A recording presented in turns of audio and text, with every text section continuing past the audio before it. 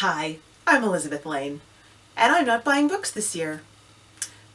What a weird time to start a booktube channel, right?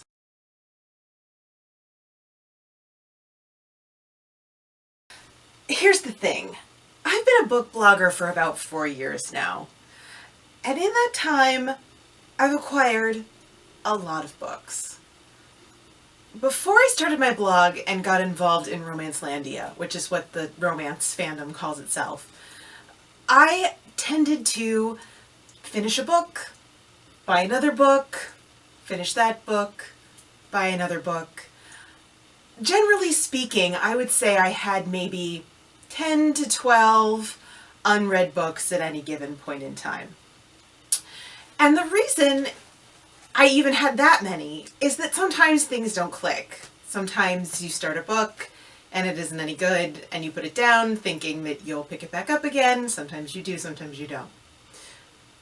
That's a reasonable number of unread books. Let's talk about my unread books. I started my blog and suddenly I had ebooks, which was new to me. I had authors sending me review copies. I went to conferences where they gave me free books. I don't know the exact number, but for example, in 2015, I went to the RWA conference in New York. I shipped home a box that contained at least 40 paperbacks, free books from authors, many of them signed to me, some of which I used for giveaways, some which I kept and read or didn't. I acquired a lot of books. We'll get to exactly how many books in a second here, but it's more books than I could ever read. So when I was looking at setting a financial goal for 2019, my husband and I have a condo. It has carpet. We've never loved it. And now, after 8 years of having a dog, and, just daily living, we really want to pull up the carpet and put down hardwood. And while we could afford to, put it on a credit card and do that, we've decided we'd rather pay cash. So we've taken a look at our spending.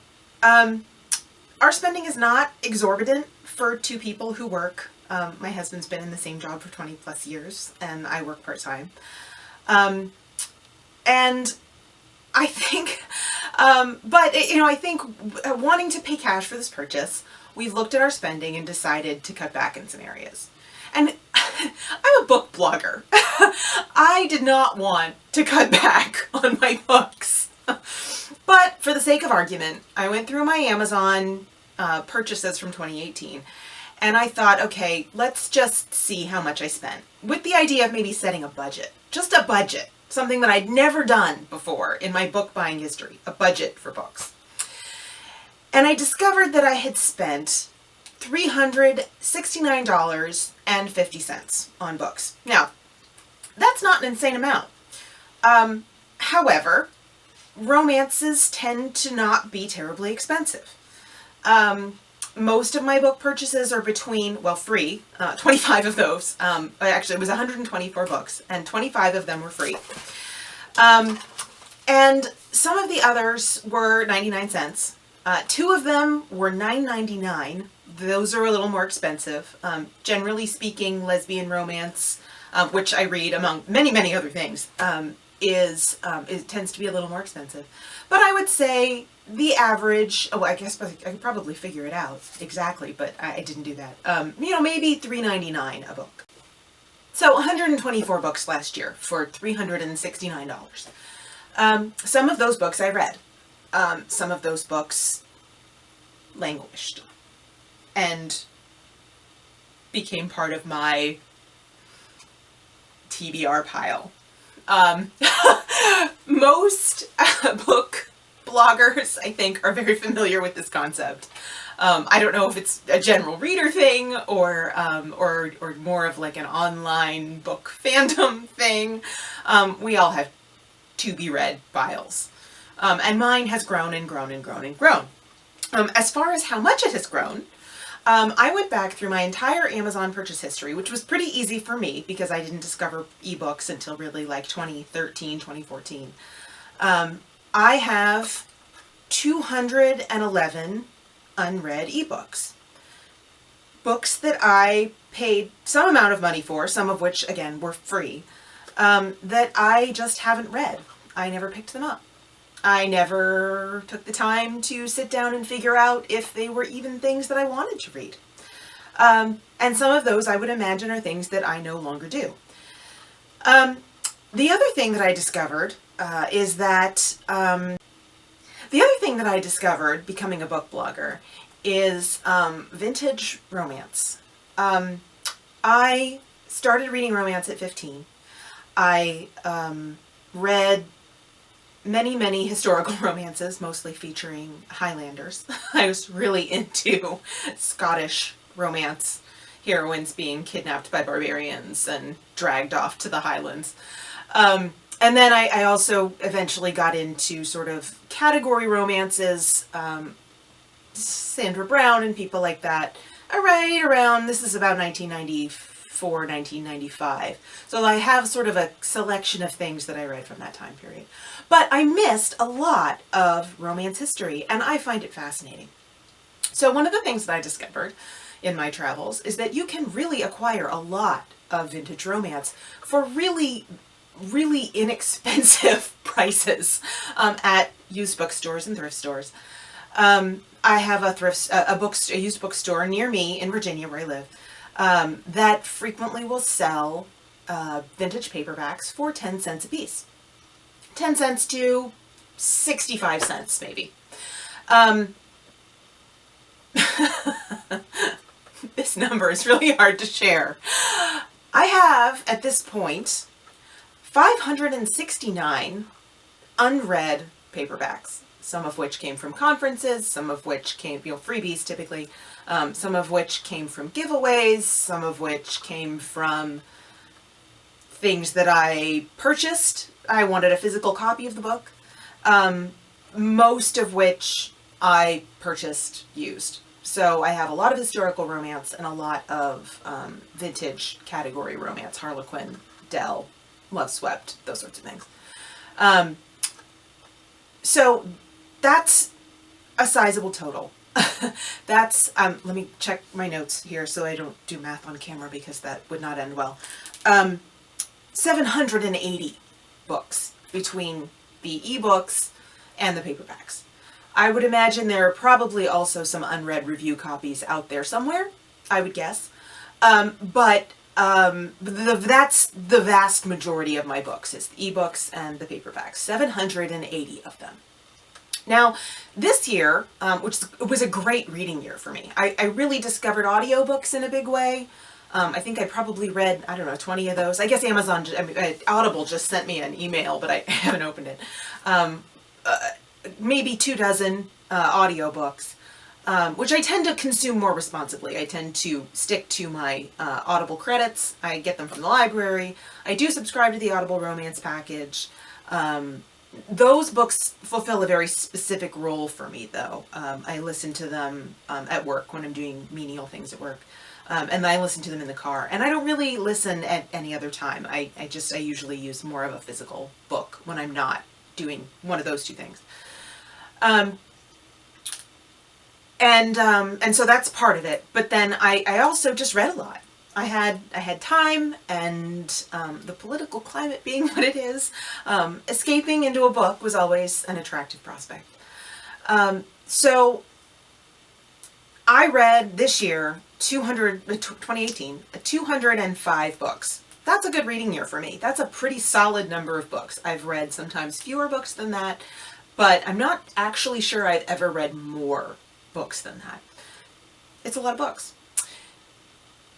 And if you do the math on that, 780 books that I own versus the 205 books that I read this year, that adds up to about 4 years, a little less than 4 years worth of books that I could use to read and entertain myself without ever buying another book or getting any from Audible or reading any in KU or getting any from the library, or accepting any review copies.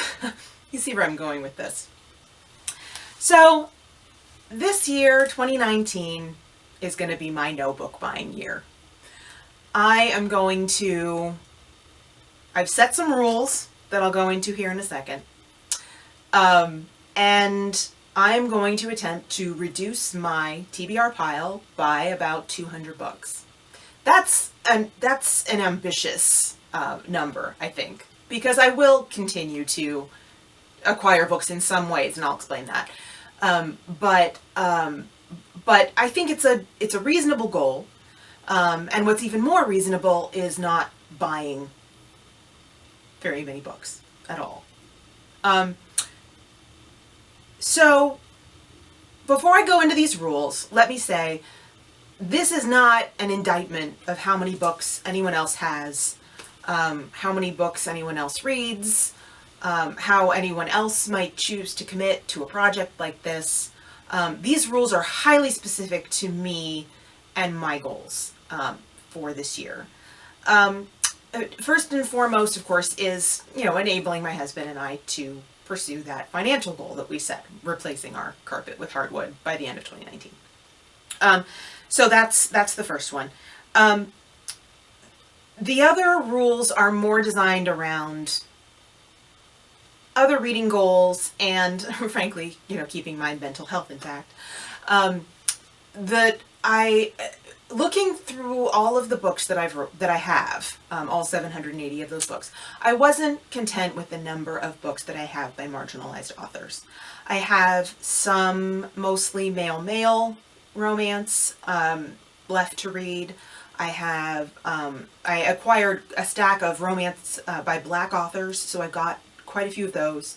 I have a few others here and there, books by Jeannie Lynn, and then a few other authors that I would like to read in 2019.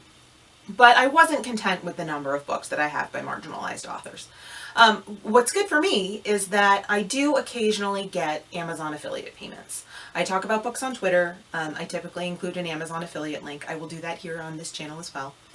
And I get a gift card from Amazon for $20, typically, about every other month. So that's, what does that work out to? $120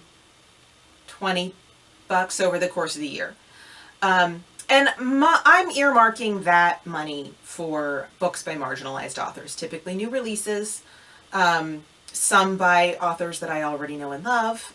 For example, I know Talia Hibbert will come out with some books this year, and I love her. And part of what I'm going to be doing is canceling Kindle Unlimited, which is how I've been consuming her books to date.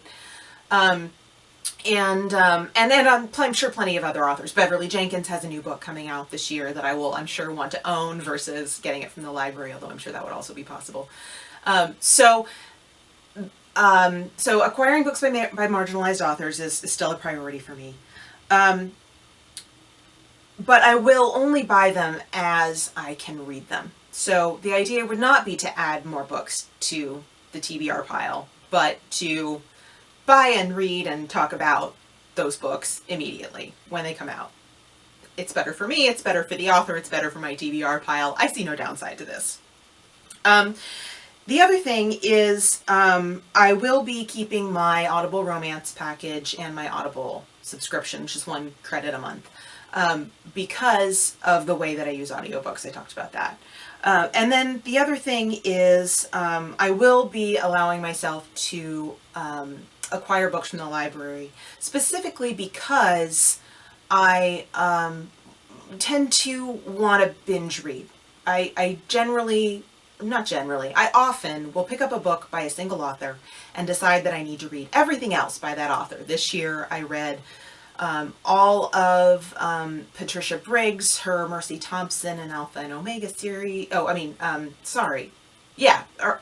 and Omega series. I read all of the October Day books. I read most of what Beverly Jenkins has written, almost her entire backlist. A significant number by Holly Trent. I can't even say most of her backlist because she has a lot of books, but I probably read 24 books by Holly Trent this year. So I do tend to want to read books by the same author all in a row.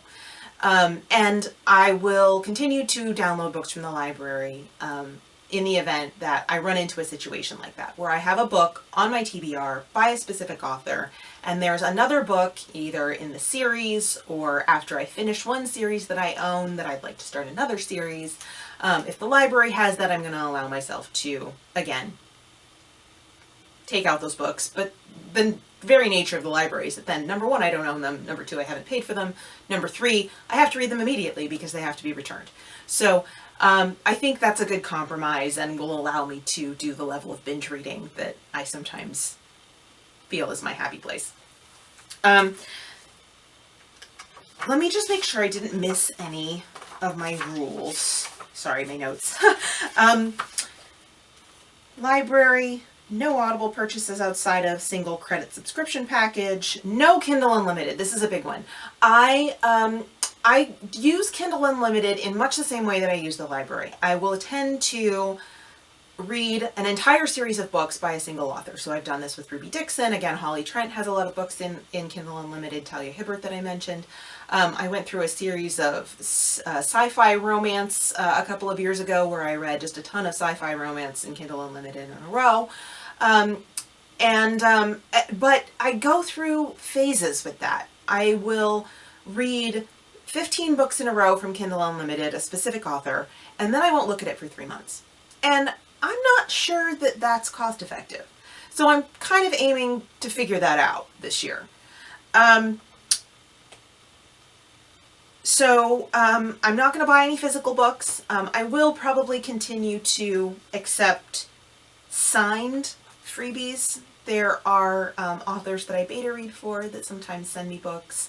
I don't actually have any plans to attend conferences this year, except for one very specific one that I'll talk about in some later video. It's not a standard RWA or RT, even though RT isn't in existence anymore. Book Lovers Con. I don't have any plans to attend those this year. But I do attend some of the local Washington romance writers events. I will probably attend another local convention and then an academic convention that happens to be happening here in DC, near DC where I live, in the spring. So I may acquire some signed copies. Again, those will be things that I will read immediately or that I won't accept. And then the last thing is I'm not going to be accepting review copies. So I'm not going to be, I will still be reviewing romance, obviously, but I'm not, I went back and forth on this a lot. And frankly, I just decided that for this year, I'm just not going to accept ARCs. I think it's hard to run a challenge like this, to accomplish a challenge like this without really taking, I mean, I wouldn't feel right about taking ARCs in this particular situation. I think that's the right choice for me. Like I said, I don't think that would be the right choice for everyone. But given the goal that I have of reading 200 books from my TBR pile this year, and not acquiring any more from my TBR pile, I think not accepting review copies, advanced reader copies, is the right choice. Phew! Okay, so that's what I'm committed to for 2019. I think that's my no book buying goal, and that's what I'm happy with for 2019. So tell me, have you ever gone on a no book buying hiatus? Have you ever tried this? Would you ever try this? Tell me in the comments. So thank you for watching this, my very first booktube video. I hope that if you've enjoyed it, that you'll consider liking, subscribing, turning on notifications, leaving me a comment. The very first comment on my video is going to be the most exciting thing ever. Just the same way it was on my blog 4 years ago. I think in future I'm going to be posting some monthly check-ins. I'm going to be participating in some other reading challenges that I've discovered, and I'll talk about that in a video sometime next week. I will, I'm sure, be doing some romance reviews as the year progresses and whatever other bookish things that I can come up with to talk about. Thank you for watching, and this week, doubt not, slay some words, and remember, Lex has your back.